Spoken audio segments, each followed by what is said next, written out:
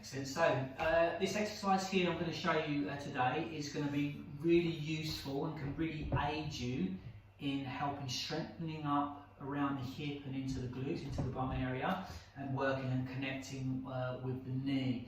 And it's all about coming into position to make these movements, and it can really help strengthen the areas that we really need to help protect the lower back and keeping the pelvis stable. So we want to come onto our fronts, and this is where I get to turn my hat round because I'm in business, okay?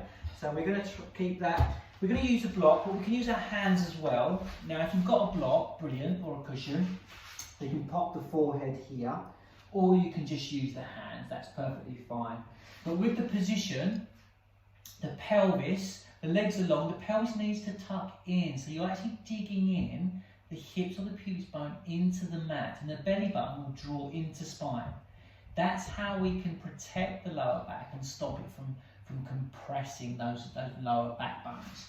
So when we're here, we pull in, and what we're doing is we're breathing into the ribs through the nose and exhale through the mouth, connecting to engaging and squeezing the bum and lifting through pelvic floor.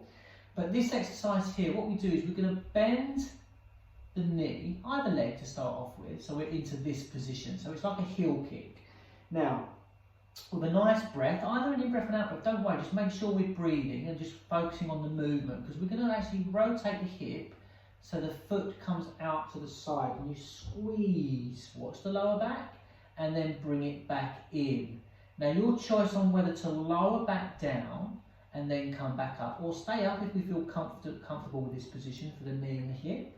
Keeping the hips balanced and on the mat, we just rock that out to the side, squeeze, and back in. Squeeze, and back in. And once you've done about maybe 6 or 8 on one side, we can lower and work onto the opposite side. Squeeze, keeping the pelvis in, belly button drawing in, and then back in. Here. Good. Nice and steady, squeezing the bum. I can really feel that. And then once you've done those 6 or 8, you can work with both. So both here is really useful. Keep the pelvis in, belly button into spine. Exhale, rotate both, squeeze. Inhale in. Exhale, squeeze. Inhale in. And again, 6 or 8, depending on ability. Relax, and then just come back up and just have a nice stretching child's pose position.